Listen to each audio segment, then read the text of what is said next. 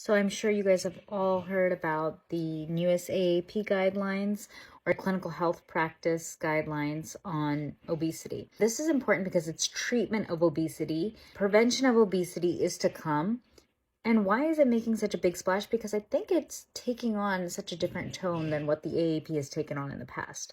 There's been more of a watchful waiting, and we have evidence to show that that's actually not so beneficial. The obesity rates keep going up, and unfortunately, a child who's dealing with obesity becomes an adult who's also dealing with obesity, and there are many chronic health problems tied to obesity that so many of you are already aware of. So these clinical health guidelines take on a very firmer, more intense, I would say, act fast and act effectively sort of stance. Now, some of those effective measures are pharmacology and bariatric surgery, which we'll get to. Things first, when you're counseling a child, and I do agree with this, that it's a whole child approach. You don't just look at what the child's eating, but the child's lifestyle. What are the socioeconomic factors there? Who's there caring for the child? What are their day-to-day routines? That can actually help drastically, dramatically, and trying to figure out where are you coming from when you're trying to help treat obesity.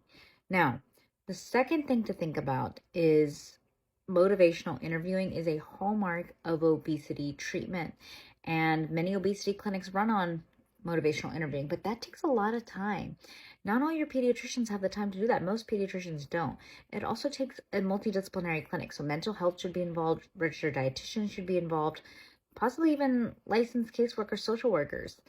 These are very intensive guidelines that are going to be very helpful when doing something like intensive health and behavioral treatment. I think that is the hallmark, and that's actually what the AAP guidelines are saying.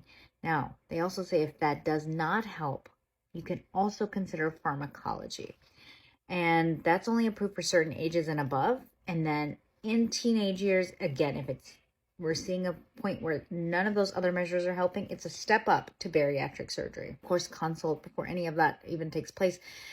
Is it a little alarming? Yes, I think so too, because you're a teen, there's so many things going on. And I mean, I wouldn't even agree with teenagers potentially getting breast augmentation. Why are they doing things like bariatric surgery when their frontal lobe's not even fully developed?